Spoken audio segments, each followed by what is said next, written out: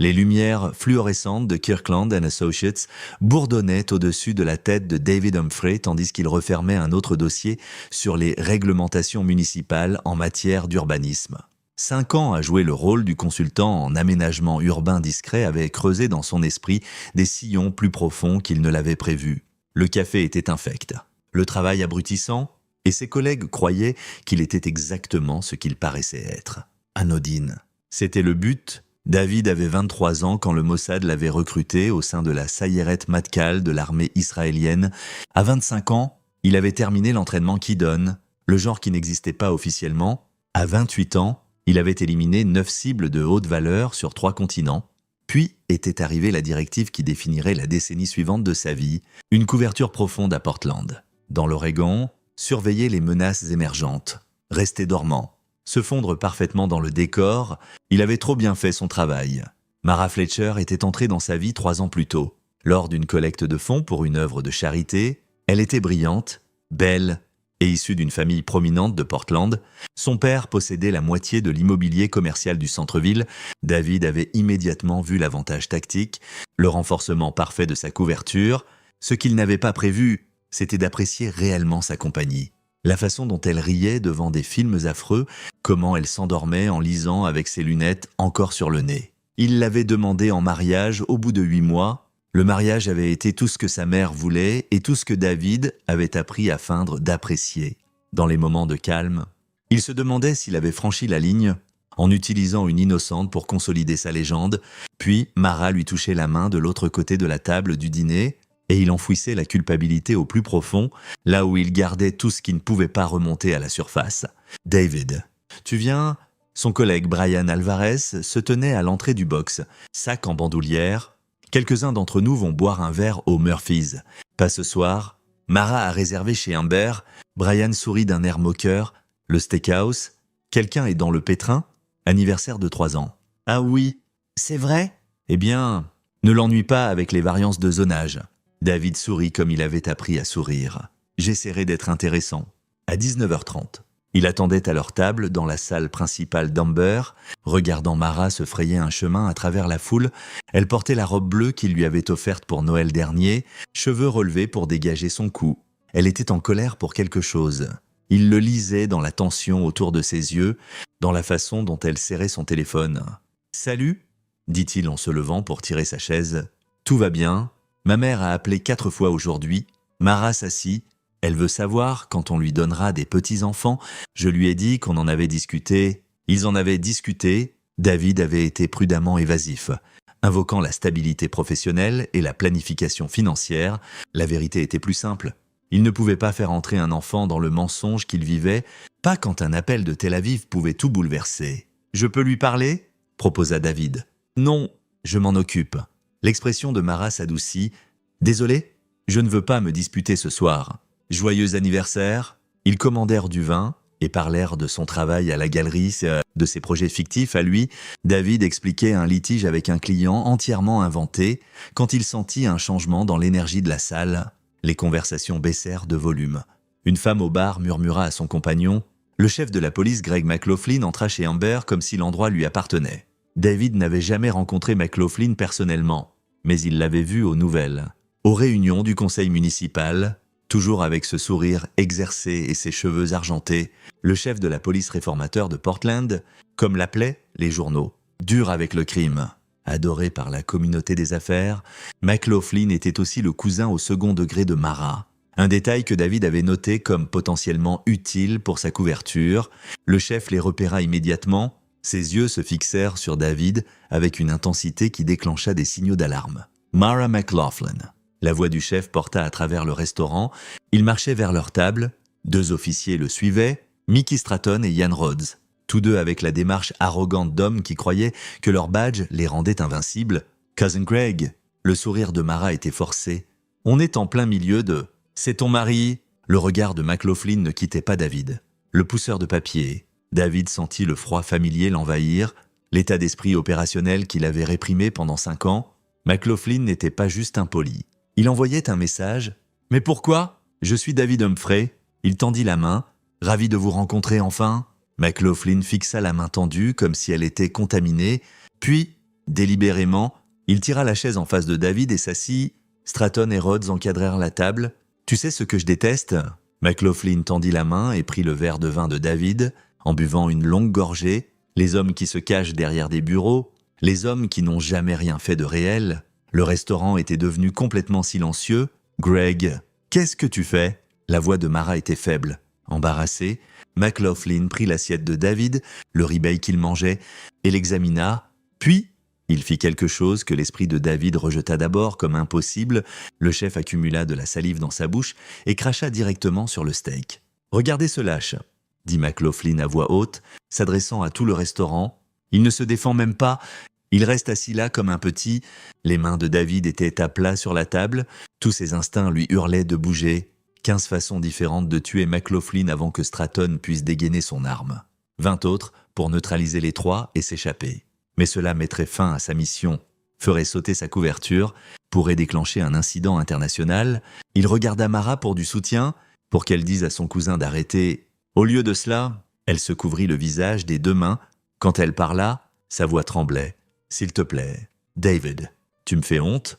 Juste excuse-toi !» Les mots frappèrent plus fort que le crachat de McLaughlin sur sa nourriture. Sa femme, la femme avec qui il avait partagé 3 ans de sa vie, prenait le parti d'un homme qui venait de l'agresser en public. « Mara » commença David. « Excuse-toi » Elle ne le regardait pas. « Mon Dieu, pourquoi faut-il que tu sois si faible ?» McLaughlin se renfonça dans la chaise de David, souriant. « Ta femme l'a compris ? Tu n'es rien ? Un homme insignifiant avec un travail insignifiant. Tu sais qui je suis ? Je pourrais passer un appel et tu perdrais tout. » David poussa lentement son assiette. Le restaurant restait figé, des dizaines de témoins qui se souviendraient de ce moment. Il fouilla dans la poche de sa veste. La main de Stratton se posa sur son holster, mais David ne sortit que son téléphone. « Excusez-moi, dit-il calmement, je dois passer un appel. » Il se leva et se dirigea vers la sortie du restaurant. Le rire de McLaughlin le suivit. Dehors, dans l'air froid de novembre, les mains de David étaient deux stables tandis qu'il composait un numéro mémorisé 7 ans plus tôt. Un numéro qu'on lui avait dit de n'utiliser qu'en cas d'urgence. Il sonna 2 fois avant qu'une voix réponde en hébreu. « Vérification qui donc 67 Charlie ?» dit David. « Authentication. Hotel Mike. November 24th. » Une pause. « 77 Charlie. Cette ligne est réservée aux usages critiques seulement. J'ai besoin d'une autorisation opérationnelle complète. » David observa les fenêtres d'Amber. Voyait Mara toujours assise à la table, la tête dans les mains. Quoique ma couverture protégée, elle est compromise. Je demande la permission d'entrer en phase active. Attendez, l'attente dura 30 secondes. Quand une voix revint, elle était différente. Plus grave, avec le poids de l'autorité, David la reconnut immédiatement. Contrôleur senior du Mossad. Désignation Olive 3. David donna un rapport clinique des 10 dernières minutes, n'omettant rien. Quand il eut fini, Olive 3 resta silencieux un long moment.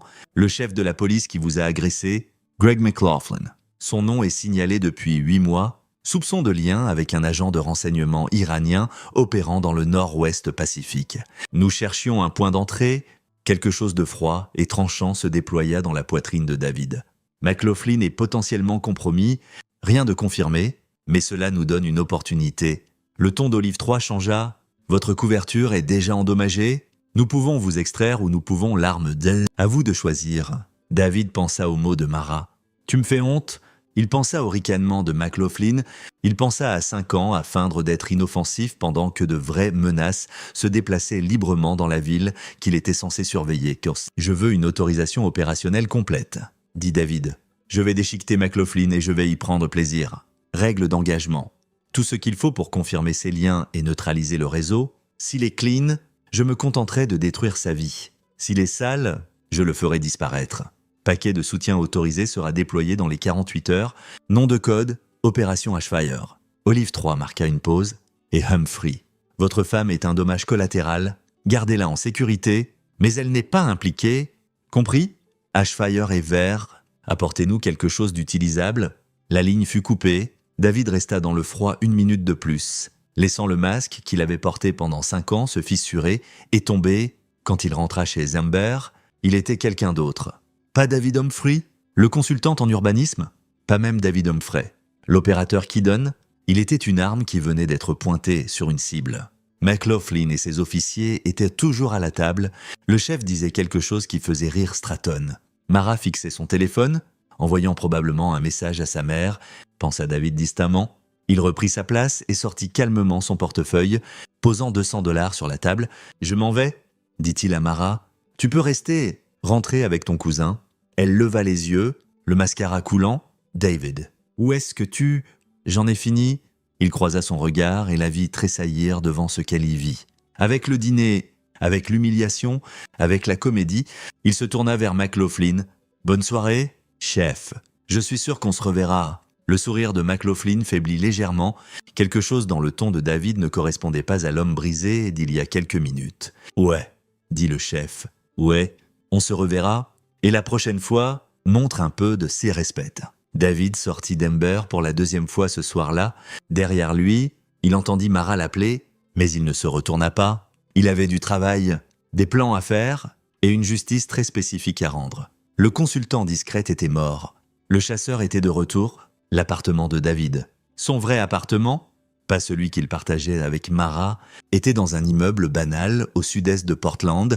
Il l'avait maintenu sous un alias pendant les 5 années entières, le visitant une fois par mois pour vérifier l'équipement et maintenir la préparation opérationnelle. C'était à 40 minutes de route d'Ember, 40 minutes qu'il passa à cataloguer mentalement tout ce qu'il savait sur Greg McLaughlin. Le chef avait 52 ans, chez nous, marié à son amour de lycée, Donna McLaughlin, 2 enfants adultes. Tous deux hors de l'État, il était au sein de la police de Portland depuis 30 ans, nommé chef 4 ans plus tôt après que le précédent eut pris sa retraite dans un scandale. McLaughlin avait cultivé une image de réformateur, quelqu'un qui nettoierait la réputation du département. Si le Mossad avait son nom signalé pour des liens iraniens, cette image était un mensonge soigneusement construit.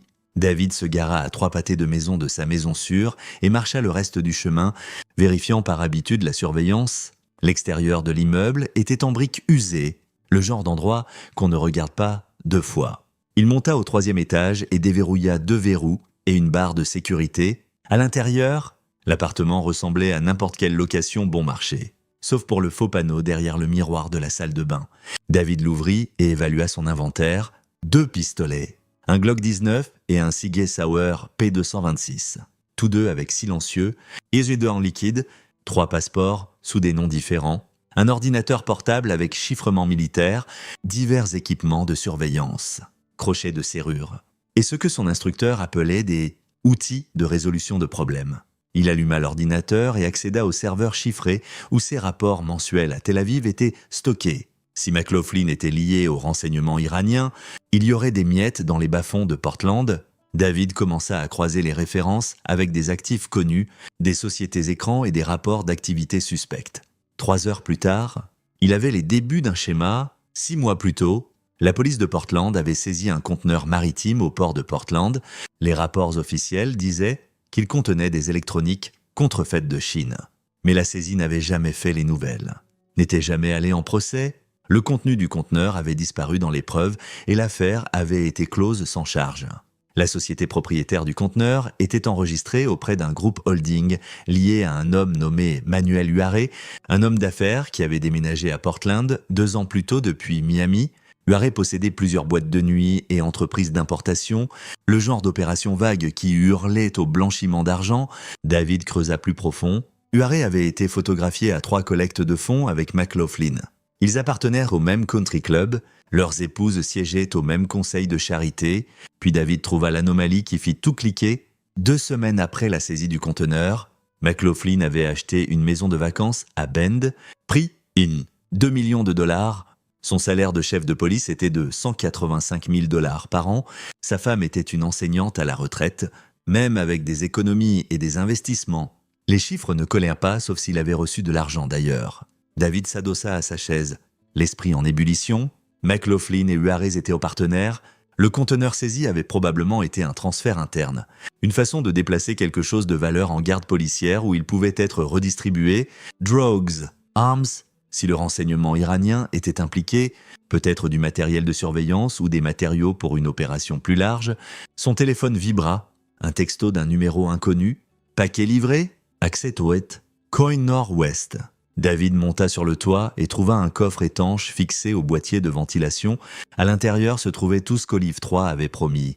nouvelles accréditations, un document de briefing, information de contact pour un actif local, et surtout, un dossier sur Manuel Huaré bien plus profond que tout ce que David pouvait accéder seul. Huaré n'était pas juste un homme d'affaires. Il était un intermédiaire pour la Force Codes. La division des opérations externes de l'Iran, les boîtes de nuit étaient des façades pour des réunions avec des actifs dans le nord-ouest Pacifique. Les entreprises d'importation déplacèrent de l'argent et des matériaux, et Greg McLaughlin était sur sa liste de paie depuis au moins 3 ans. Le dossier incluait des photos de surveillance, des communications interceptées et des relevés financiers. C'était tout ce dont David avait besoin pour détruire les 2 hommes. Sauf un élément critique, le Mossad avait besoin de preuves de ce qu'il planifiait. Perturber le réseau n'était pas suffisant, il devait le démanteler complètement et identifier tous les acteurs, ce qui signifiait que David devait s'approcher, il devait faire confiance à McLaughlin ou du moins le rendre imprudent. Le document incluait une note finale, « Votre femme est sous surveillance passive. Elle n'est pas considérée comme hostile, mais soyez prudent. Ses liens familiaux avec McLaughlin pourraient offrir des opportunités opérationnelles. » David pensa au visage de Mara au restaurant, à la vitesse à laquelle elle l'avait trahi. Une partie de lui, celle qui jouait encore à l'humain, ressentait la piqûre de la trahison, mais la partie opérationnelle ne voyait que du levier. Il passa les 6 heures suivantes à planifier. Au lever du soleil sur Portland, David avait une stratégie qui était soit brillante, soit suicidaire. Il allait faire de McLaughlin son ennemi de façon très publique. Puis utiliser cette inimitié pour infiltrer l'opération. L'arrogance du chef serait sa faiblesse. Les hommes comme McLaughlin ne pouvaient résister à écraser quelqu'un qui les défiait. Et ils devenaient négligents quand ils pensaient avoir gagné. David avait juste besoin de faire croire à McLaughlin qu'il gagnait jusqu'au moment où tout s'effondrerait. À 8 heures du matin, il se rendit au bureau de Franklin Gillespie. L'un des avocats en droit civil les plus agressifs de Portland, Gillespie avait fait carrière en poursuivant des départements de police, et il avait une haine particulière pour Greg McLaughlin après que le chef eut publiquement rejeté les plaintes de ses clients. La réceptionniste essaya de lui dire que Gillespie ne voyait pas les walk-ins, mais David prononça les mots magiques. « Je veux poursuivre le chef de la police McLaughlin pour agression et violation des droits civils. J'ai des témoins de la nuit dernière au restaurant Amber. » Il fut dans le bureau de Gillespie en 5 minutes. Gillespie avait 60 ans, était noir et avait une présence qui remplissait une pièce. Il écouta l'histoire de David sans interruption, son expression s'assombrissant à chaque détail. « Il a craché dans votre nourriture », répéta Gillespie lentement, devant des dizaines de témoins, y compris ses propres officiers. « Et votre femme vous a dit de vous excuser ?»« Oui. » Gillespie se pencha en avant. « Monsieur Humphrey, je vais être franc, c'est l'affaire que j'attendais. McLaughlin est intouchable depuis 4 ans, mais ça, c'est filmé, tous les restaurants ont des caméras, c'est public. C'est lui qui expose son vrai caractère. » Il marqua une pause. « Mais vous devez comprendre ce que vous commencez. McLaughlin s'en prendra à vous. Il essaiera de détruire votre vie. »« Je sais, » dit David. « Je compte là-dessus. » Quelque chose dans son ton fit que Gillespie l'étudia plus attentivement. « Vous n'avez pas peur de lui ? Pas même un peu ? Bien. Parce qu'on va faire beaucoup de bruit. Et le bruit attire l'attention. » Gillespie sortit un bloc-notes. « Racontez-moi tout à nouveau. Et cette fois, j'ai besoin de chaque détail. » Quand David quitta le bureau de Gillespie 3 heures plus tard, l'avocat avait déjà rédigé une plainte civile et programmé une conférence de presse pour l'après-midi. La poursuite demanderait 5 millions de dollars de dommages et exigerait la démission de McLaughlin. Le téléphone de David avait 17 appels manqués de Mara. Il répondit enfin au 18e. « Où es-tu » Sa voix était stridente. « Greg m'a appelé. Il dit que tu le poursuis. »« David, à quoi tu penses ? Je pense que ton cousin m'a agressé et que tu as pris son parti. » Il était juste, c'était juste. Elle ne put finir la phrase. « David, s'il te plaît, abandonne ça. Tu vas embarrasser toute ma famille. »« Je vais faire plus que ça, » dit David calmement. « Je vais m'assurer que tout le monde sache exactement quel genre d'homme est Greg McLaughlin. »« Tu ne peux pas gagner ça. C'est le chef de la police. Il a des amis, du pouvoir, et j'ai la vérité. Parfois, c'est suffisant. Ne fais pas ça, je t'en supplie. » David entendit la désespérance dans sa voix et ne ressentit rien. Ce qu'il avait ressenti pour Mara avait disparu la nuit précédente quand elle l'avait traité de faible. « Trop tard, » dit-il. « La conférence de presse est à 16 heures. Tu devrais appeler ta mère ?» Il raccrocha avant qu'elle puisse répondre. La conférence de presse eut lieu sur les marches du tribunal du comté de Multnomah. Gillespie avait appelé tous les médias de Portland et ils étaient à tous venus, Un consultant en urbanisme discret, poursuivant le chef de la police adoré, faisait une bonne télévision. David se tenait à côté de Gillespie tandis que l'avocat exposait l'affaire avec une précision de procureur. Il décrivit l'incident en détail, nomma les officiers de McLaughlin comme témoins et appela à une enquête indépendante sur la conduite du chef. Puis, Gillespie s'écarta et laissa David parler. « Hier soir, j'étais en train de dîner avec ma femme quand le chef de la police McLaughlin a décidé de m'humilier pour son amusement personnel, dit David, la voix ferme. Il a craché dans ma nourriture, m'a traité de lâche et m'a défié de riposter. Pourquoi ? Parce qu'il le pouvait. Parce qu'il est habitué à ce que les gens aient peur de lui. Il marqua une pause, regardant directement les caméras. Je n'ai pas peur. Et je ne vais pas laisser un homme censé protéger cette ville abuser de son pouvoir sans conséquence. Si le chef McLaughlin pense qu'il peut m'intimider pour me faire taire, il se trompe. Je le verrai au tribunal. Les questions des reporters fusèrent. David répondit à chacune calmement, sans vaciller. Il jouait un rôle, l'homme ordinaire se dressant contre la corruption, mais il le jouait parfaitement. À 17h, l'histoire était en tête de tous les bulletins locaux. À 18h, elle avait été reprise par des chaînes nationales. À 19h, le hashtag #McLaughlinMustGo était en tendance sur les réseaux sociaux. David regarda la couverture depuis sa maison sûre, surveillant les réactions. La ville était divisée, certains le croyaient, d'autres pensaient qu'il cherchait l'attention. Mais le doute sur McLaughlin avait été semé, son téléphone sonna, numéro inconnu. « Oui ?» David Humphrey. La voix était suave, avec un accent, quelque chose de moyen-oriental enterré sous une neutralité prudente. « Je m'appelle Manuel Huaré. Je me demandais si nous pourrions nous rencontrer. Je crois que nous avons un intérêt commun. » David sourit. L'appât avait fonctionné plus vite qu'il ne l'espérait. « Je vous écoute ? Pas au téléphone. Demain midi, Restaurant Castaway. Sur le front de mer Nord-Ouest, juste vous et moi, une conversation entre citoyens concernés. Comment savoir que ce n'est pas un piège ? » Huaré rit doucement. « Parce que si je voulais vous faire du mal, Monsieur Humphrey, nous n'aurions pas cette conversation. À demain. » La ligne fut coupée. David s'assit dans l'obscurité de son appartement, réfléchissant. Huaré le contactait. Si vite signifiait que McLaughlin était allé le voir immédiatement, ce qui confirmait qu'ils travaillaient ensemble. Cela signifiait aussi que Huaré voyait David comme une menace ou une opportunité, peut-être les deux. C'était l'ouverture dont David avait besoin, s'approcher de Huaré, apprendre le réseau, découvrir ce qu'il planifiait, puis tout brûler. Il envoya un texto à Olive 3 avec une mise à jour, puis commença à se préparer pour la rencontre de demain. Il aurait besoin d'être équipé pour la surveillance, armé mais discret et prêt à tout. Le masque du consultant était complètement parti maintenant.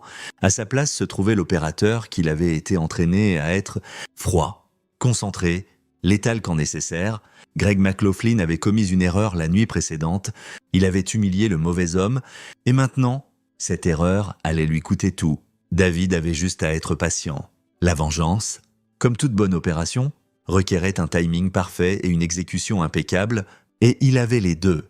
Le restaurant Castaway était situé sur une jetée s'avançant dans la rivière Willamette, le genre d'endroit chic pour fruits de mer où l'élite de Portland conduisait ses affaires autour de vin. David arriva 15 minutes en avance, scrutant l'endroit avec une conscience tactique que 5 ans de dormance n'avaient pas émoussé. 2 sorties, une par la salle principale, une par la cuisine. Caméra de sécurité couvrant l'entrée, mais pas les box privées. Accès à l'eau. Si les choses tournaient aux catastrophes, il plaça un micro-enregistreur dans la doublure de sa veste et un de secours dans sa montre. Tous deux fabriqués en Israël, indétectables par les balayages standards. Le Mossad voulait chaque mot de cette conversation. Manuel Huaré était déjà assis dans un box d'angle avec vue sur la rivière. Il était plus jeune que David ne l'espérait. 40 ans au plus, avec une apparence polie qui venait de tailleur-chair et d'un entretien régulier. Son sourire était chaleureux, mais ses yeux calculateurs. « Monsieur Humphrey !» Huaré se leva et tendit la main. « Merci d'être venu. » David la serra, notant la poigne ferme destinée à établir la dominance. « Vous avez mon attention ?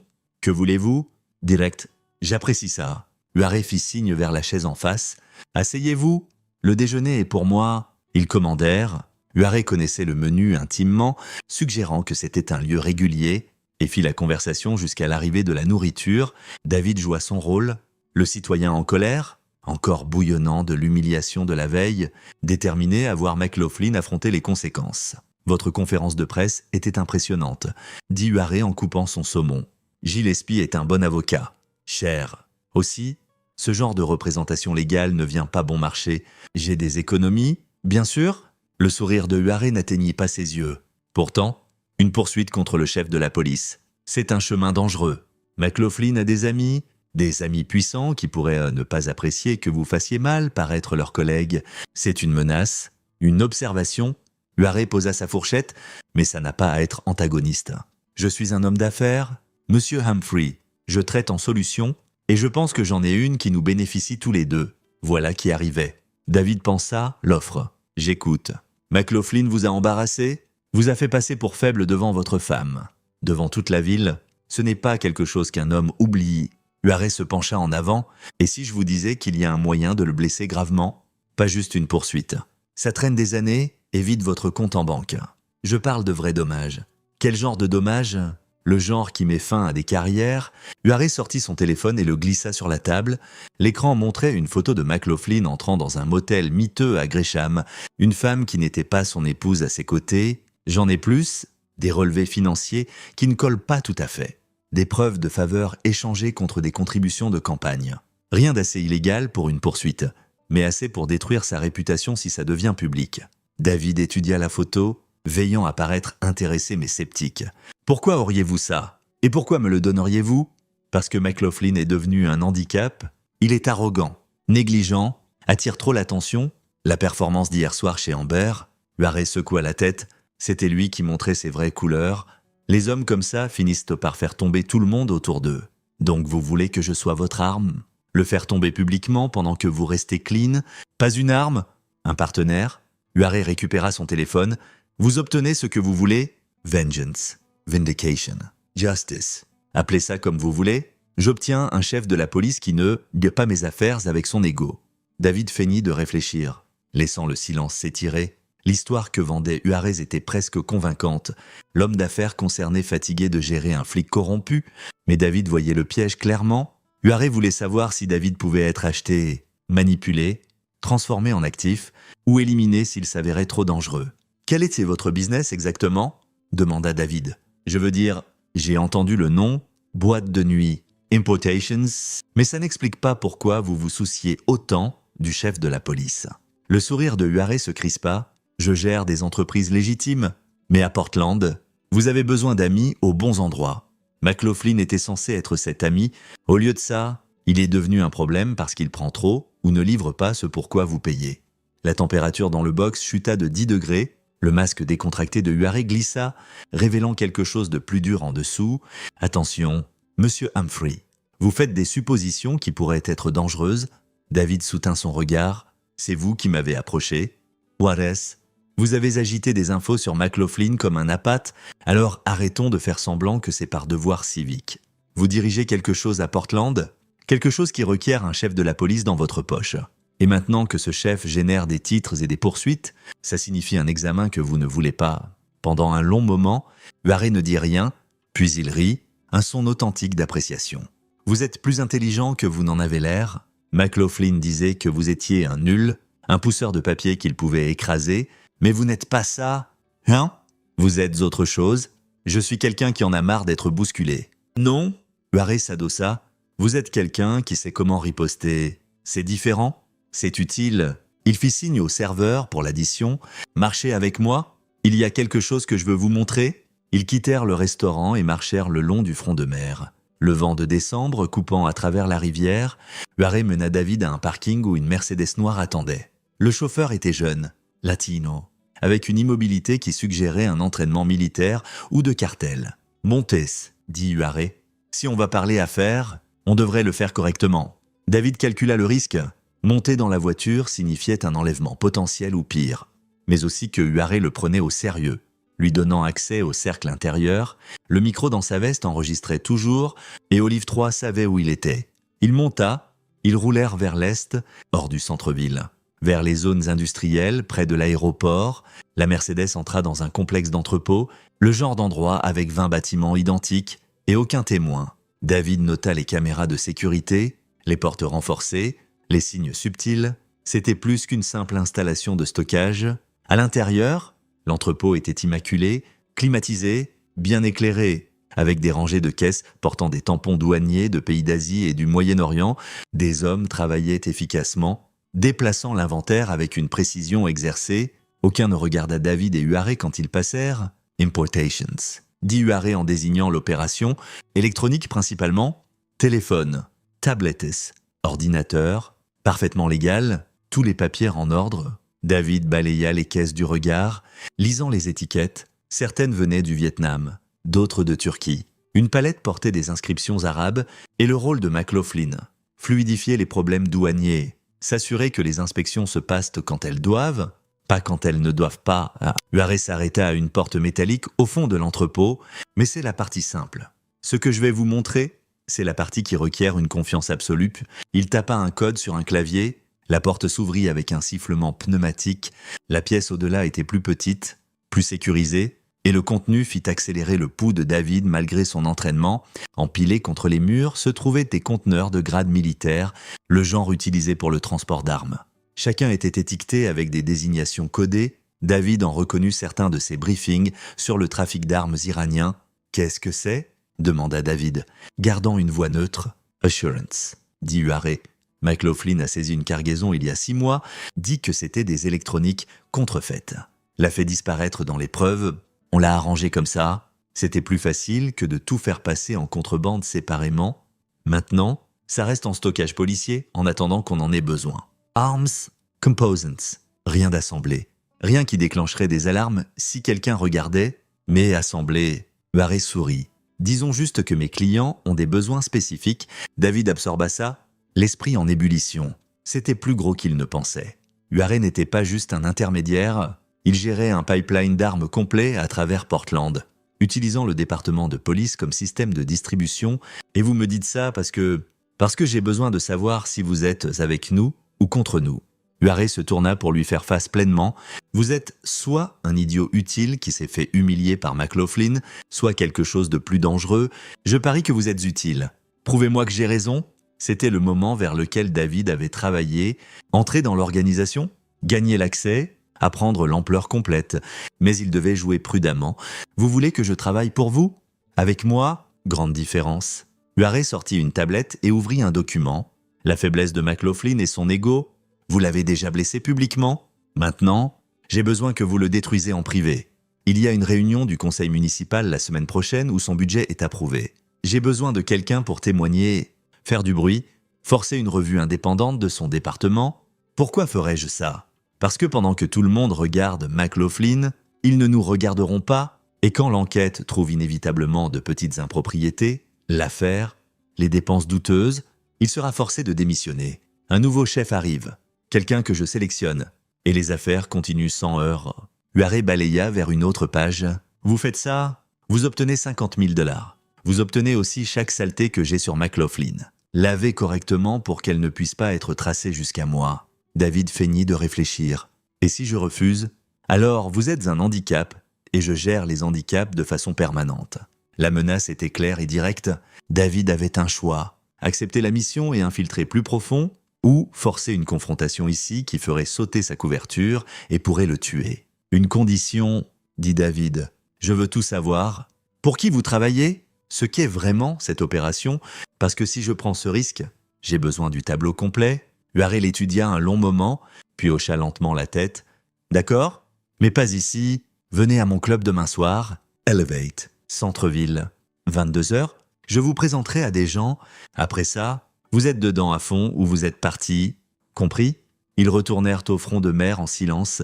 Quand David sortit de la Mercedes, Huaré lui attrapa le bras. Humphrey, n'essayez pas d'être un héros. Les héros se font enterrer. Les hommes intelligents deviennent riches. David sourit. J'ai arrêté d'être un héros il y a longtemps. Il regarda la Mercedes s'éloigner, puis marcha 3 pâtés de maison avant d'entrer dans un café.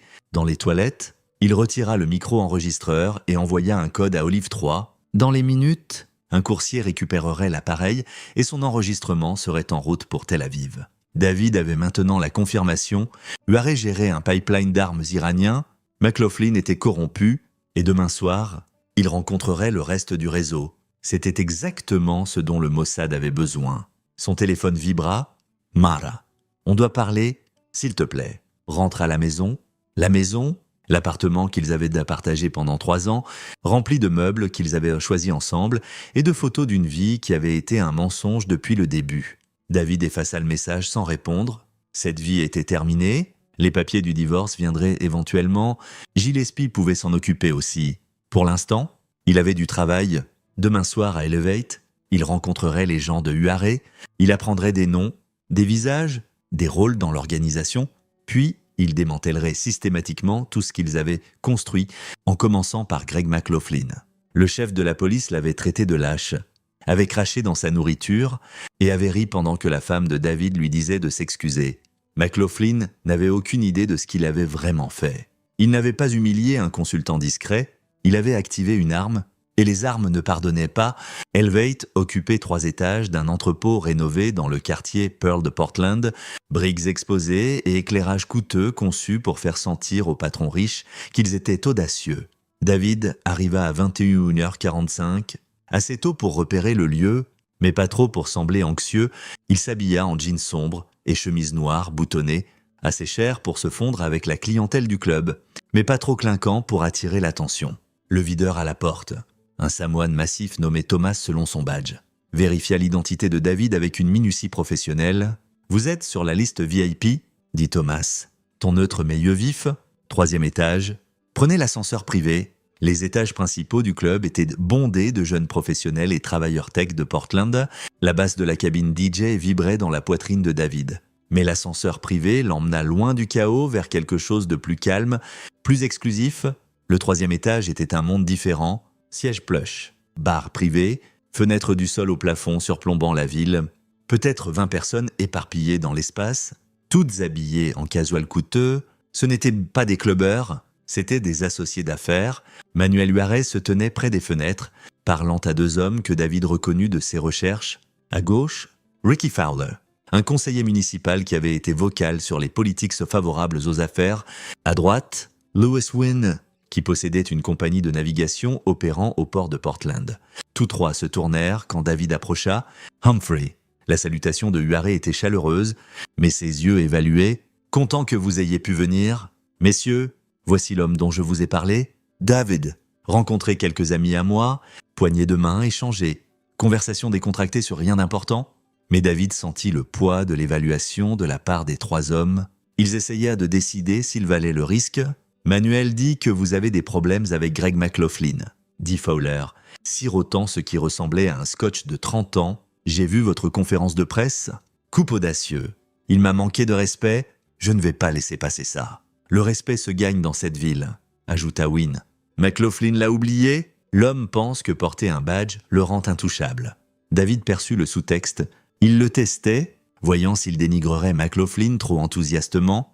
Quelqu'un de vraiment en colère serait mesuré, pas désespéré de plaire. « Je veux juste le tenir responsable, » dit David prudemment.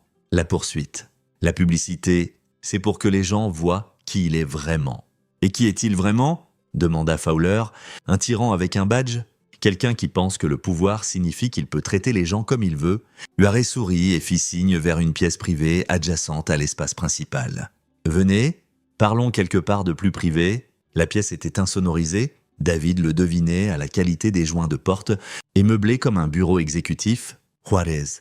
Fowler et Wynne prirent place tandis que David resta debout, chaque instinct lui disant que c'était le vrai test. « Voici la situation », commença Huarez, son attitude décontractée tombant pour révéler quelque chose de plus dur. « Nous avons une bonne chose à Portland. Rentable. Durable. Sous les radars.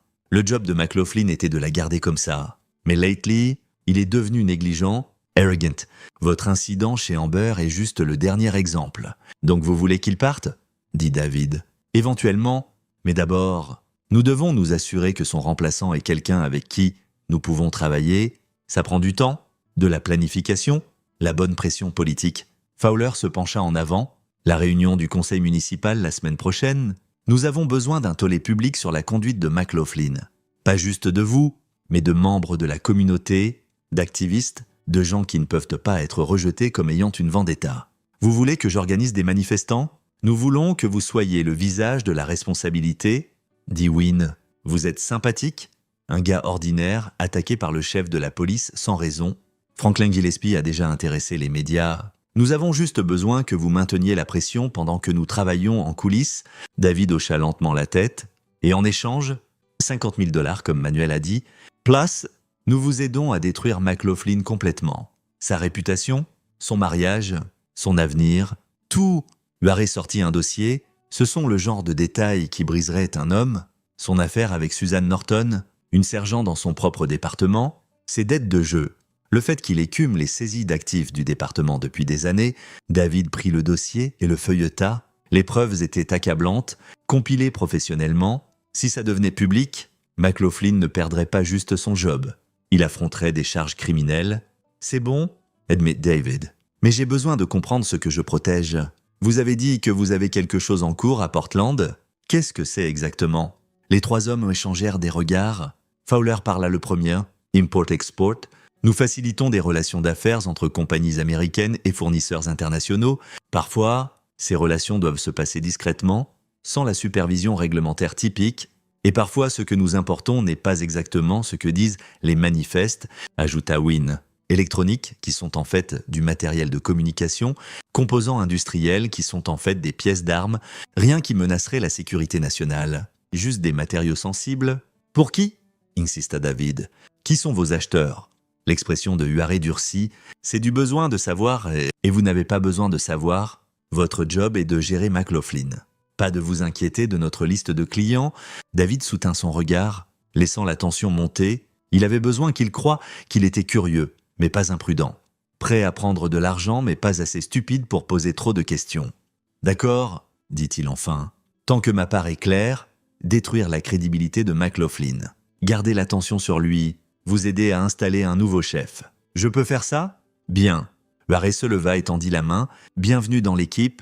Premier paiement sera viré demain. 10 000 $ d'avance. Le reste, quand McLaughlin est parti, David serra la main, scellant l'arrangement, mais son esprit travaillait déjà sur la phase suivante. Il avait des noms maintenant. Fowler, Wynne, Juarez. Et confirmation qu'il déplaçait des armes. Ce qui lui manquait encore était la liste des clients, l'ampleur de l'opération, et des preuves assez solides pour les faire tomber tous simultanément. Une chose de plus, dit Fowler alors que David se tournait pour partir. McLaughlin ne sait pas pour cette conversation. Pour lui, vous êtes juste un citoyen en colère avec un bon avocat. Nous avons besoin qu'il pense ça jusqu'à ce qu'on soit prêt à bouger. Je comprends? Vraiment, la voix de Wynne était froide. Parce que si vous n'êtes pas prudent, si vous le prévenez ou devenez négligent, McLaughlin créera des problèmes pour nous tous. Et alors, nous devrons créer des problèmes pour vous. Une autre menace.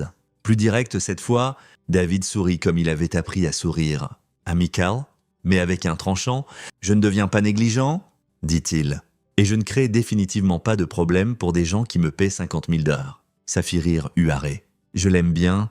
Il est pratique. De retour dans la rue, David marcha 4 pâtés de maison avant de trouver une ruelle assez sombre pour passer un appel. Olive 3 répondit immédiatement. Rapport, David lui donna tout, noms, lieu, confirmation du pipeline d'armes, implication de fonctionnaires municipaux. Quand il eut fini, Olive 3 resta silencieux un long moment. C'est plus gros que nous pensions, dit enfin le contrôleur. L'implication de Fowler signifie que ça monte jusqu'au gouvernement municipal. Nous devons identifier les acheteurs avant de bouger. Huaré est prudent là-dessus. Il ne me dira pas les noms des clients. Alors approchez-vous assez pour voir les dossiers. Nous avons besoin de documentation. Factors. Manifeste de livraison. Communications. Tout ce qui tiendrait au tribunal. J'y travaille. Mais Olive, il y a autre chose. David marqua une pause. Il prépare McLaughlin à prendre la chute pendant qu'ils installent leur propre remplaçant comme chef de la police. Si on ne bouge pas bientôt, ils auront encore plus de contrôle. Compris? Mais on ne peut pas frapper tant qu'on n'a pas tout. Une rafle partielle et le reste du réseau disparaît. Le ton d'Olive 3 changea. Comment tenez-vous? C'est plus profond que prévu. David pensa à Mara, à la vie qu'il avait menée, au masque qu'il avait porté pendant 5 ans. Je vais bien?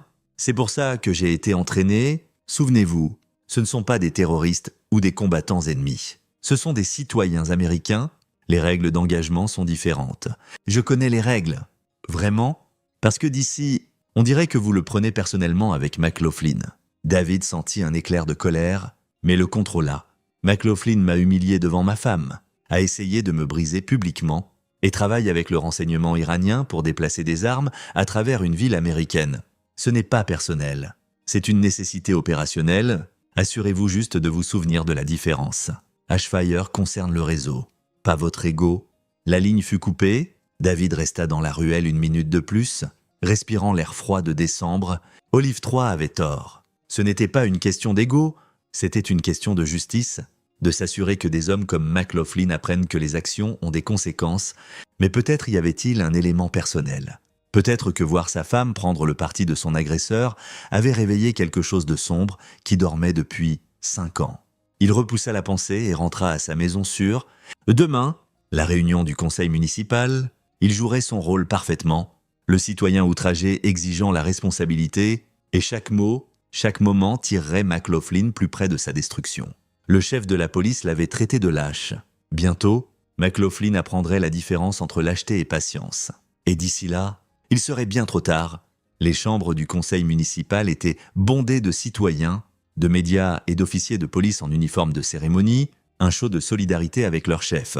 David s'assit au premier rang à côté de Franklin Gillespie. Regardant le spectacle se dérouler, l'ordre du jour listait sa plainte comme point 7. Enterré entre discussions budgétaires et changements de zonage, Greg McLaughlin s'assit dans la section des témoins, parfaitement composé dans son uniforme de cérémonie, chaque centimètre le serviteur public dévoué.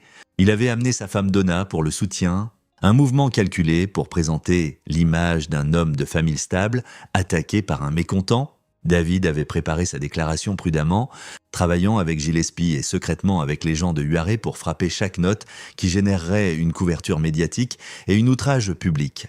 Le but n'était pas juste d'embarrasser McLaughlin.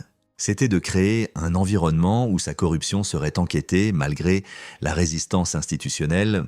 Point 7, annonça la présidente du conseil, une femme nommée Maureen Skinner, que les recherches de David montraient avoir reçu des contributions de campagne du réseau de URA, commentaires publics concernant un incident impliquant le chef de la police McLaughlin. « Monsieur David Humphrey, vous avez 5 minutes ?» David se leva et marcha vers le podium. Conscient de chaque caméra dans la salle, il s'habilla d'un costume modeste, ressemblant en tout point à l'homme ordinaire affrontant le système. Merci, Madame la Présidente, membre du Conseil. Je m'appelle David Humphrey. Il y a 2 semaines, j'étais en train de dîner avec ma femme quand le chef de la police McLaughlin s'est assis à notre table sans invitation, a bu dans mon verre et a craché dans ma nourriture. Il m'a traité de lâche devant des dizaines de témoins, m'a défié de riposter et a clairement dit qu'il pouvait ruiner ma vie d'un appel.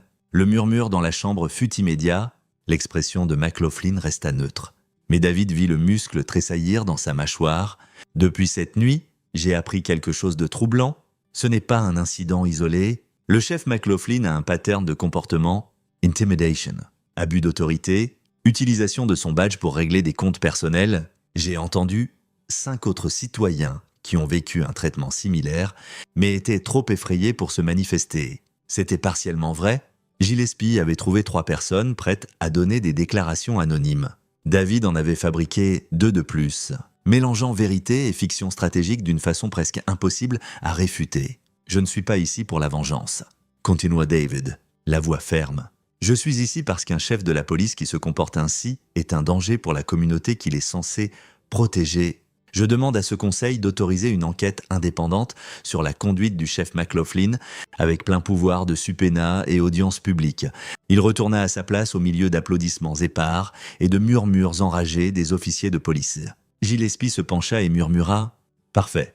Maintenant, regardez-les essayer de le défendre. » Le conseiller Fowler parla le premier, jouant son rôle parfaitement. « Monsieur Humphrey, je veux vous remercier pour votre courage de venir. » Ce conseil prend les allégations de misconduite policier très au sérieux. Chef McLaughlin. Voulez-vous répondre ? McLaughlin se leva, irradiant une fureur contrôlée. Madame la Présidente, membre du conseil, les allégations de Monsieur Humphrey sont fausses et diffamatoires. L'incident qu'il décrit était un malentendu entre membres de famille. Il était marié à ma cousine. Nous avons eu des mots. Oui, mais rien de proche de ce qu'il prétend.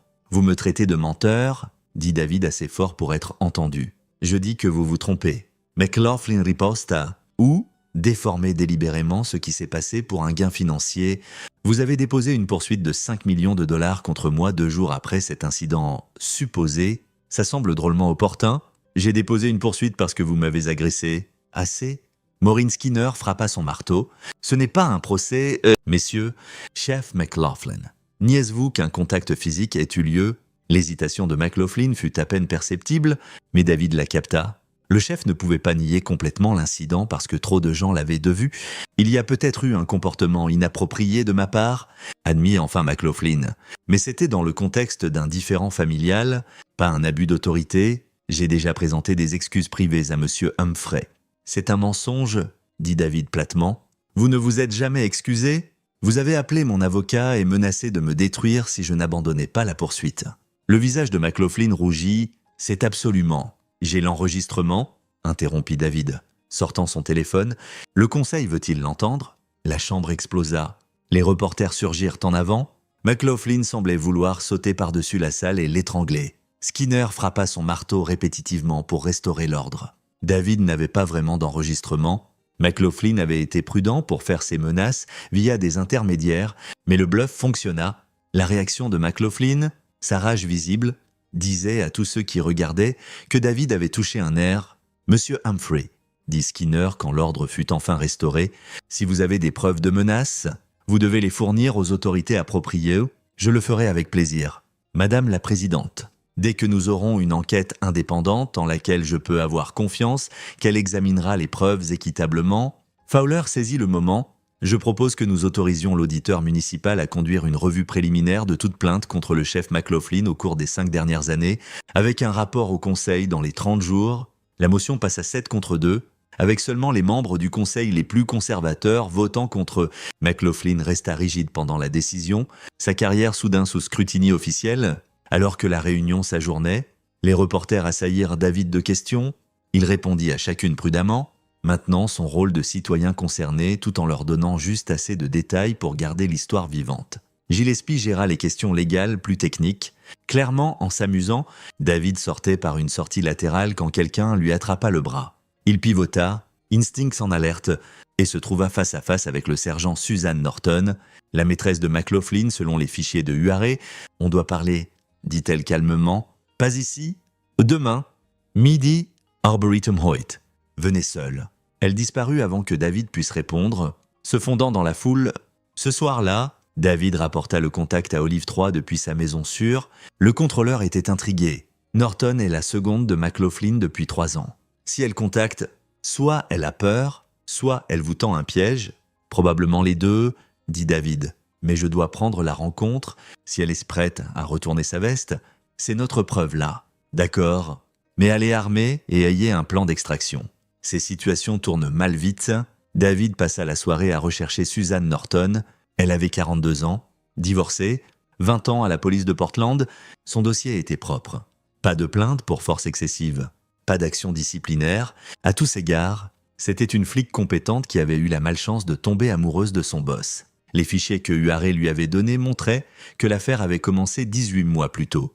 Il y avait des reçus d'hôtel, des messages textes, des photos de surveillance, assez pour détruire leur carrière et le mariage de McLaughlin.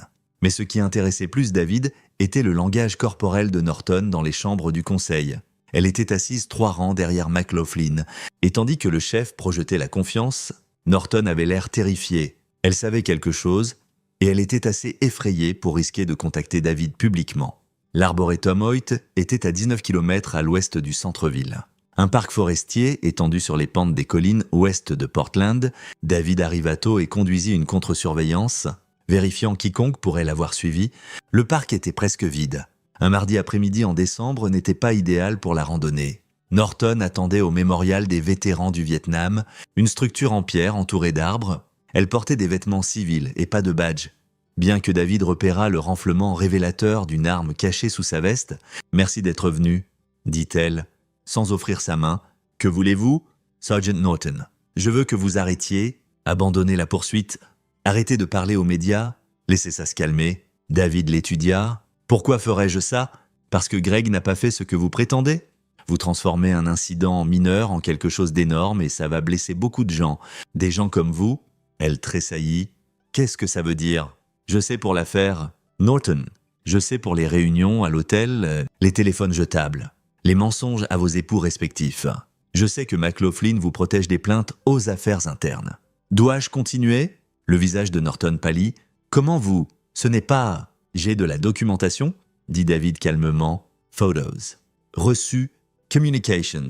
Assez pour mettre fin à vos deux carrières et probablement donner à la femme de McLaughlin tout dans le divorce. Vous bluffez? David sortit son téléphone et lui montra une des photos de surveillance et des Norton et McLaughlin entrant dans un motel à Vancouver, Washington. Celle-ci date d'il y a 8 mois. J'en ai 20 autres comme ça. Norton fixa la photo comme si c'était une sentence de mort. Quand elle leva enfin les yeux, ils étaient humides. Que voulez-vous? La vérité sur McLaughlin. Sur ce qu'il fait vraiment? Parce que je ne pense pas que vous soyez juste sa maîtresse. Je pense que vous savez qu'il est corrompu et que vous êtes terrifié que ça vous retombe dessus. Pendant un long moment, Norton ne dit rien.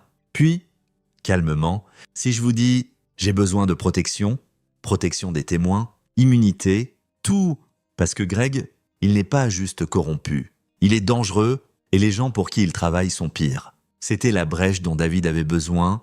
Il garda une expression neutre. « Je peux arranger la protection, mais j'ai besoin de tout savoir d'abord. » Norton regarda autour du mémorial vide, comme si elle s'attendait à ce que McLaughlin matérialise des arbres, puis elle commença à parler.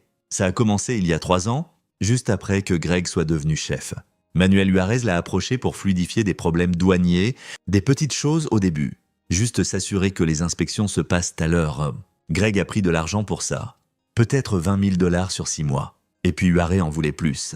Il avait besoin de protection policière pour ses cargaisons. Accès au stockage des preuves. Aide pour couvrir des incidents. L'argent est devenu plus gros, 50 000 $ à 100 000 $. Greg s'est accroché, l'a utilisé pour payer des dettes de jeu, la maison à Bend, financer son style de vie. Qu'est-ce que Juarez déplace? Des armes, principalement des composants qui sont assemblés ici et expédiés ailleurs, mais aussi du matériel de communication, de surveillance, des trucs qui ne sont pas exactement illégaux, mais ne devraient pas être entre des mains privées. Norton s'essuya les yeux. Greg ne pose pas de questions sur où ça va. Il ne veut pas savoir. Mais vous savez, j'ai vu les manifestes de livraison, les messages codés. Le matériel va à des gens en Syrie, Irak, Yémen. Ce n'est pas notre armée. C'est l'autre côté. Terroristes, milices, groupe censé être sanctionné. Sa voix tomba à un murmure. On arme les ennemis de l'Amérique. Et Greg s'en fiche tant qu'il est payé. David sentit une certitude froide l'envahir. C'était pire que du trafic d'armes. C'était de la trahison? Pourquoi me dites-vous ça? Parce que je ne peux plus vivre avec... Et parce que la semaine dernière, Greg m'a dit que si les choses deviennent trop chaudes, je serai le bouc émissaire. Il crée des traces papier qui font que ça ressemble à moi qui gère l'opération. Prends l'argent, prends les décisions. Si ça s'effondre, je vais en prison et il s'en sort. David l'a cru, ça collait parfaitement au profil de McLaughlin. Assez arrogant pour travailler avec des adversaires étrangers. Assez lâche pour sacrifier sa maîtresse pour se sauver. « J'ai besoin de preuves », dit David. « Documentation.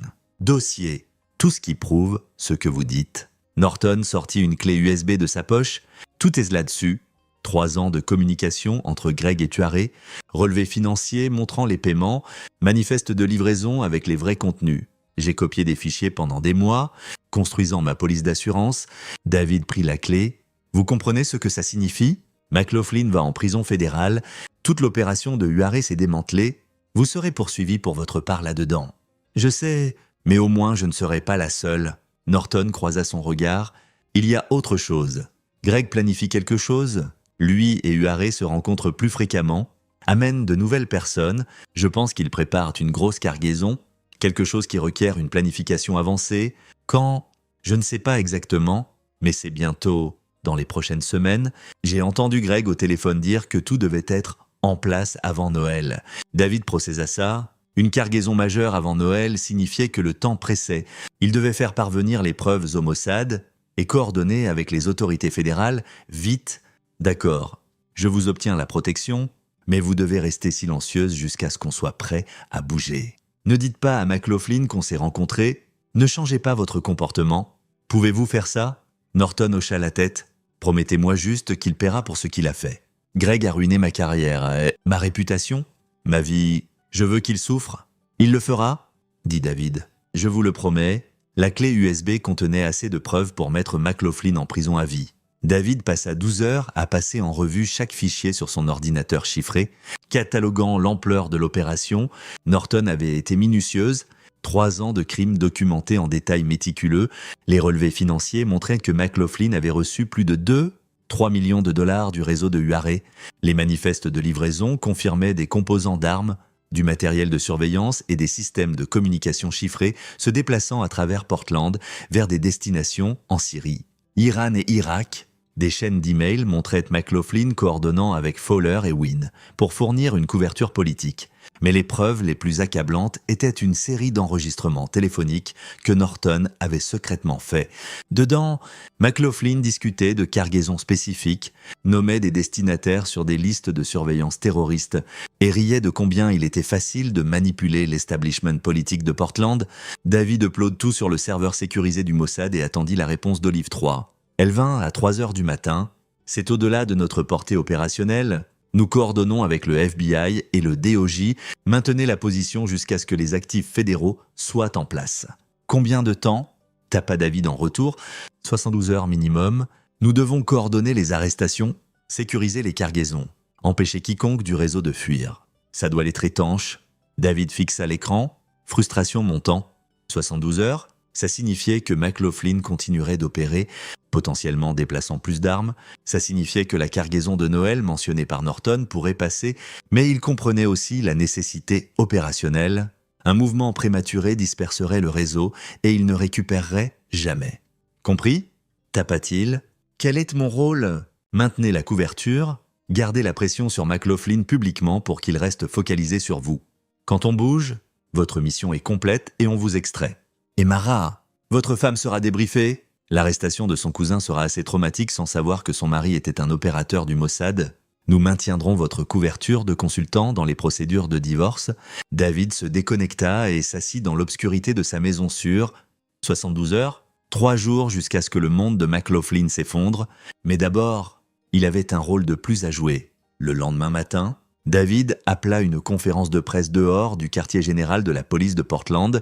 Gillespie se tenait à ses côtés tandis qu'il détaillait de nouvelles allégations. Plusieurs femmes s'étaient manifestées affirmant du harcèlement par McLaughlin. Des irrégularités financières avaient été découvertes dans les dépenses du département du chef. Il exigeait la suspension immédiate de McLaughlin en attendant enquête. Rien de ça n'était vrai, mais ça n'importait pas. Le point était de garder McLaughlin distrait, en colère. Focalisé sur David au lieu de son entreprise criminelle, McLaughlin mordit à l'hameçon parfaitement. Cet après-midi-là, 2 officiers de patrouille se présentèrent au bureau de David avec un mandat. Il était arrêté pour dépôt de faux rapports policiers, diffamation et harcèlement. Les charges étaient bidons. Gillespie les ferait rejeter en heurts, mais les optiques étaient parfaites. David fut menotté à travers Kirkland & Associates. Chaque collègue regardant choqué, les médias capturèrent tout sur caméra. Le soir, le narratif avait changé. Chef de police corrompu arrête son accusateur en représailles. L'outrage public fut immédiat et intense. Le maire appela à la démission de McLaughlin. Le syndicat de police se distança. Même Fowler et Wynne, les partenaires en crime de McLaughlin, émirent des déclarations appelant à une revue indépendante. McLaughlin était isolé et désespéré, exactement où David le voulait. Dans la cellule de détention du comté, David attendit calmement que Gillespie poste la caution. Son téléphone, confisqué, était déjà surveillé par le Mossad. Tout appel que McLaughlin ferait serait enregistré et analysé, mais David n'avait pas besoin d'attendre les enregistrements.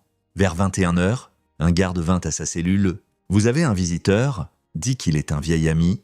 Manuel Juarez s'assit dans la salle de réunion des avocats, paraissant détendu malgré les circonstances. David fut amené, toujours menotté, et laissé seul avec Juarez après que le garde ait vérifié qu'il n'était pas sur la même affaire. « Sa spirale ?» dit Juarez sans préambule. « McLaughlin vient de vous arrêter sur des charges, c'est qu'il les décès qui ne tiendront jamais. Maintenant, chaque média du pays couvre cette histoire, et l'attention fédérale est inévitable. Que voulez-vous que j'y fasse ? Prenez les 50 000 $. Je les ferai virer ce soir et quitter Portland. Allez quelque part au chaud, recommencez.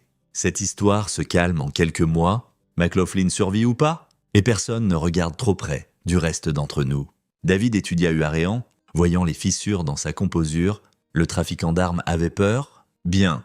Et si je refuse ? Alors vous devenez un problème qui doit être résolu. Huarez se pencha en avant. J'ai investi des années à construire cette opération. Je ne vais pas laisser un mari en colère avec une rancune la faire exploser. Vous avez jusqu'à demain pour décider, prenez l'argent et fuyez ou prenez l'alternative. L'alternative étant, vous ne voulez pas savoir. Après le départ de Uharé, David fut libéré sous caution dans l'heure. Gillespie travaillait déjà à faire rejeter les charges et à déposer des contre-poursuites pour arrestation illégale et poursuites malveillantes. De retour à sa maison sûre, David trouva un message d'Olive 3. Mouvement détecté. Uharé accélère la cargaison de Noël. Prépare à bouger ce soir. Actifs fédéraux en route maintenant. Resté à l'écart, David afficha les feeds de surveillance qu'il surveillait. Plusieurs véhicules convergeaient sur l'entrepôt de Uharé près de l'aéroport, mais quelque chose clochait. Le timing était faux, la coordination trop évidente. Puis il comprit, Uharé n'accélérait pas la cargaison. Il créait une diversion pendant que la vraie cargaison se déplaçait ailleurs. David attrapa son téléphone chiffré et appela Olive 3. C'est un leurre. L'entrepôt est une distraction. Où Uharé déplacerait-il une cargaison de haute valeur s'il savait qu'on regarde Port de Portland? Il a la compagnie de navigation de Lewis Wynne pour couvrir. Alors c'est là que McLaughlin sera. Il voudra s'assurer que cette cargaison passe parce que c'est sa dernière chance de gagner avant que tout s'effondre. Les équipes fédérales sont déjà à l'entrepôt. Redirigez-les. Maintenant, David n'attendit pas l'autorisation. Il attrapa son Glock et se dirigea vers le port. Le port de Portland. La nuit était un labyrinthe de conteneurs maritimes et d'équipements industriels. David se gara à 6 km et approcha à pied, utilisant les ombres et son entraînement pour naviguer sans être vu. Son téléphone montrait les unités FBI se redirigeant de l'entrepôt, mais elles étaient à au moins 20 minutes. Il repéra l'activité près du Terminal 6, 3 camions, une douzaine d'hommes et un conteneur cargo en train d'être chargé malgré minuit passé. Parmi eux, David vit Greg McLaughlin en vêtements civils. Dirigeant l'opération, David photographia tout avec la caméra de son téléphone, obtenant des clichés nets de visage et plaques d'immatriculation. Puis il vit quelque chose qui fit geler son sang. 2 des hommes étaient d'un Moyen-Orientaux, tous 2 en équipement tactique. L'un parlait sur un téléphone satellite en ce que David reconnut comme du farsi. Ce n'étaient pas juste des criminels, c'étaient des opérateurs de la Force Codes ici pour recevoir la cargaison personnellement. L'échelle de l'opération claqua en place. Ce n'était pas juste déplacer des armes. Uharé avait hébergé des officiers du renseignement iranien sur sol américain et McLaughlin leur avait fourni protection. David pesait ses options quand un des opérateurs le repéra. L'homme cria en farsi et soudain des armes étaient dégainées. David bougea à l'instinct. Il mit 3 balles dans le chargeur hydraulique du conteneur, le désactivant et piégeant la moitié de la cargaison. Puis il courut. Des balles ricochant sur les conteneurs métalliques autour de lui. Il entendit McLaughlin hurler des ordres, coordonnant la poursuite. David les mena à plus profond dans la cour des conteneurs, utilisant sa connaissance des mouvements tactiques pour rester en avance. Mais ils étaient trop nombreux. Et coordonnés, il était herdé dans une zone de tir, puis il entendit le son le plus doux de sa vie professionnelle. FBI, armes baissées, convergeant de multiples directions, agents fédéraux, lâchez vos armes. L'échange de tirs dura peut-être 30 secondes. La plupart des hommes de Uharé se rendirent immédiatement. Les 2 opérateurs iraniens essayèrent de combattre et furent abattus avec précision. McLaughlin tenta de fuir et fut plaqué par 3 agents. David baissa son arme et leva les mains tandis qu'un agent FBI l'approchait prudemment. « David Humphrey », demanda l'agent. « C'est moi. » Agent spécial Cameron Bullock. FBI contre-espionnage. Vous venez d'empêcher un transfert majeur d'armes au renseignement iranien. Notre contact du Mossad dit que vous êtes un des bons la plupart des jours, dit David, regardant McLaughlin être traîné sur ses pieds, menotté, le visage du chef de police un masque de rage et de peur. Leurs yeux se croisèrent à travers la cour des conteneurs. David sourit. On dirait que le lâche a trouvé comment riposter, dit-il calmement. McLaughlin bondit vers lui, mais fut retenu par les agents. Tu es mort. Tu m'entends? Mort. Chef McLaughlin, dit l'agent Bullock joyeusement. Vous êtes en état d'arrestation pour trahison, trafic d'armes, conspiration et environ 40 autres charges fédérales. Vous avez le droit de garder le silence, que je vous suggère d'utiliser maintenant. Ils emmenèrent McLaughlin, encore hurlant des menaces. David regarda jusqu'à ce que le chef de police soit chargé dans un véhicule fédéral, puis se tourna vers Bullock, Manuel Wallace, ramassé à l'entrepôt avec le conseiller Fowler et Lewis Wynne. Tout le réseau démantelé en moins d'1 heure. Nous les surveillons depuis des mois. attendant des preuves assez bonnes pour poursuivre Bill. Vous nous avez donné tout ce dont nous avions besoin. Au cours des 4 heures suivantes, David fut débriefé par des agents fédéraux et des contrôleurs du Mossad. Il leur donna tout, l'histoire opérationnelle complète, le témoignage de Norton, les fichiers de preuves, l'ampleur de la trahison de McLaughlin. À l'aube, l'histoire explosait nationalement. Chef de police arrêté pour trahison. Opération de renseignement iranien perturbée à Portland. Le détail sur McLaughlin crachant dans la nourriture d'un citoyen n'était pas mentionné dans les rapports initiaux. Mais David savait que ça sortirait éventuellement. Tout finissait toujours par sortir. Franklin Gillespie l'appela à 8 heures. « David, qu'est-ce qui se passe, bon sang ?» Les nouvelles disent que McLaughlin a été arrêté pour travail avec l'Iran. Ouais. Il s'avère qu'il était plus qu'un tyran avec un badge. Jésus-Christ. Et vous saviez, je soupçonnais, j'ai eu de l'aide pour confirmer. Gillespie resta silencieux un moment. Qui êtes-vous vraiment? David. Juste un gars qui n'aime pas être bousculé, dit David. Ce qui était techniquement vrai. Je vous appelle plus tard pour la poursuite civile. Je suis sûr que McLaughlin ne pourra pas payer de dommages depuis une prison fédérale. Il raccrocha et se tourna vers Olive 3. Arrivé de Tel Aviv pendant la nuit, le contrôleur paraissait fatigué mais satisfait. Opération propre dans l'ensemble, dit Olive 3. Le réseau est démantelé, l'Iran a perdu un atout majeur et nous avons documenté toute leur opération à Portland. Bien joué? Qu'arrive-t-il à Norton? Protection des témoins, charge réduite en échange de témoignages.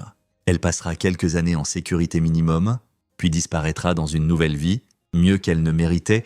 Honnêtement, ma couverture était maintenue, pour autant que quiconque sache, vous êtes David Humphrey, consultant en urbanisme qui s'est retrouvé dans quelque chose d'énorme. Votre femme sera informée que vous travaillez avec les autorités fédérales, mais pas les détails. Le divorce passera discrètement. David pensa à Mara, à comment elle l'avait regardé cette nuit chez Amber. Il ne ressentait rien maintenant. Pas de colère, pas de regret. Cette vie avait été une fiction, et les fictions finissent. Qu'est-ce qui m'attend ensuite? Réaffectation. Nous avons des opérations en Amérique du Sud qui pourraient utiliser quelqu'un avec vos compétences. Ou vous pourriez demander un congé prolongé, décompressé après 5 ans de couverture profonde. Olive 3 l'étudia. Vous êtes resté dans le noir longtemps. David, vivre un mensonge change les gens. Assurez-vous d'être prêt avant de replonger. David regarda la skyline de Portland tandis que le soleil se levait sur la ville. 5 ans à être quelqu'un d'autre. Feignant de se soucier des variances de zonage et des associations de quartier, 5 ans à réprimer tout ce pourquoi il avait été entraîné. Greg McLaughlin lui avait donné un cadeau cette nuit chez Humbert. Le chef avait brisé le mensonge et libéré David pour être lui-même à nouveau. En essayant de l'humilier, McLaughlin l'avait sauvé de se noyer dans l'identité de couverture. « Je prends la nouvelle affectation », dit David. « J'en ai fini d'être inoffensif. » 2 semaines plus tard, David signa les papiers du divorce dans le bureau de Franklin Gillespie. Mara n'était pas présente. Ils avaient convenu de tout gérer via avocat. Selon Gillespie, elle était dévastée par l'arrestation de son cousin et blâmait David d'avoir attiré le scrutini fédéral sur la famille. David ne la corrigea pas. Mieux qu'elle pense qu'il était juste malchanceux que de connaître la vérité. La ville de Portland régla la poursuite en droit civil pour 2 millions de dollars pour éviter plus de publicité. David donna la plupart à des charités soutenant les victimes d'abus policiers, gardant assez pour maintenir sa couverture de consultant pour de futures opérations. Greg McLaughlin fut inculpé de 67 charges fédérales. Les preuves étaient écrasantes. Relevés financiers, enregistrements, témoignages de plus d'une douzaine de co-conspirateurs qui avaient retourné leur veste pour se sauver. Sa caution fut refusée. Sa femme demanda le divorce. Ses enfants publièrent une déclaration le reniant. Le chef qui avait traité David de lâche était maintenant en centre de détention fédérale. Facing multiple sentences à vie, Suzanne Norton témoigna devant un grand jury, fournissant des détails dévastateurs sur l'ampleur de l'opération. En échange, elle reçut un accord de plaidoyer, 7 ans. Avec crédit pour temps servi et coopération, elle serait éligible à la libération conditionnelle en 4 ans. Manuel Juarez, Ricky Fowler et Lois Wynne allèrent tous en procès. Les preuves étaient si accablantes que leurs avocats ne pouvaient arguer que pour des sentences réduites. Juarez écopa de 40 ans, Fowler de 25, Wynne de 30. Les opérateurs iraniens tués au port furent identifiés comme des officiers seniors de la force Quds. Leurs morts provoquèrent un incident diplomatique et des auditions congrès tendues. Les armes récupérées de la cargaison assez pour armer une petite milice, furent affichés à une conférence de presse du DOJ. Le maire de Portland nomma un chef de police intérimaire et promit une refonte complète du département. Le scandale domina les nouvelles locales pendant des mois, finissant par s'estomper comme les scandales le font, remplacés par de nouvelles outrages et controverses. David observa tout de loin, se préparant déjà pour sa prochaine affectation. Le Mossad le déployait à Buenos Aires pour surveiller les réseaux financiers du Hezbollah, pays différent. Identité différente, même mission. Sur son dernier jour à Portland, David passa en voiture devant le restaurant Ember. L'endroit était toujours ouvert, servant encore des steaks chers à des patrons riches. Il se demanda si quelqu'un se souvenait de la nuit où un chef de la police avait craché dans la nourriture d'un homme et déclenché une chaîne d'événements qui avait détruit un réseau de trahison. Probablement pas. Les gens oublient, c'est la nature des choses, mais David n'oublierait jamais ce moment. Mara, lui disant de s'excuser pendant que McLaughlin ricanait, avait été le catalyseur qui lui avait rappelé qui il était vraiment. Pas un consultant discret, pas un nul inoffensif. Une arme tranchante, patientée, et absolument létale quand pointée sur la bonne cible. Greg McLaughlin avait commis l'erreur fatale de confondre faiblesse et patience. Il avait pris un serpent enroulé pour une corde inoffensive, et quand il avait réalisé son erreur, le serpent avait déjà frappé. David quitta Portland sans regarder en arrière, déjà en train de devenir quelqu'un de nouveau, déjà chassant de nouvelles menaces en de nouveaux endroits. Le masque du consultant était parti pour toujours. Brûlé par la vérité de ce qu'il avait toujours été, la seule question était quel ennemi serait assez fou pour le faire se souvenir la prochaine fois. C'est ici que notre histoire se termine. Partagez vos pensées dans la section des commentaires. Merci pour votre temps précieux. Si vous avez aimé cette histoire, assurez-vous de vous abonner à cette chaîne. Ça m'aiderait beaucoup.